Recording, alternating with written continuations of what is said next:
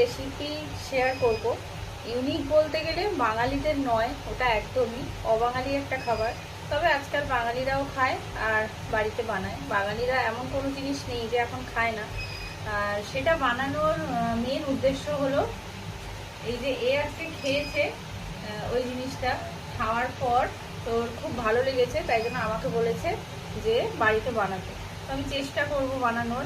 তো জিনিসটা হচ্ছে ঠেকুয়া। সেটা বিহারিদের ছট পুজো চলছে এখন, বিহারিদের মেন খাবার যেটা ঠেকুয়া। তো তার জন্য কি কি লাগে সেগুলো আমি কিনে নিয়েছি। এবার হঠাৎ করেই দুপুরে এমনি আমার নিজেরও ইচ্ছে হচ্ছিল, তো কি কি লাগে সেটা সবাই জানো, তাও একবার দেখিয়ে দিই। এই যে এটা ময়দা, আমি ব্যাক ক্যামেরা করে দেখিয়ে দেবো। এটা ময়দা। তো এটা লাগে, ময়দা লাগে, সুজি লাগে, আর লাগে আটা। তো আটাও আছে। আর নারকেল গুড়। নারকেলটা তো আমি গোটা বাজার থেকে একটা নারকেল কিনবো, 50 টাকা নেয়।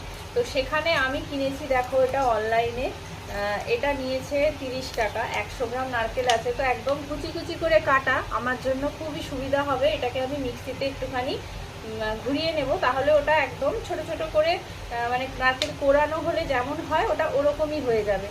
আর যতটা প্রয়োজন হবে ততটা। আর এটা প্যাকেটের গায়ে লেখাই আছে যে আমি এটা 3 থেকে 4 দিন খেতে পারি। তো এটা অসুবিধে নেই। তো নারকেল নিয়েছি। আর গুড় লাগে, তো আমি গুড়ের বদলে দেব ব্রাউন সুগার, যেটা আমার কাছে আছে, আর অল্প একটুখানি চিনি। তো চলো স্টার্ট করি।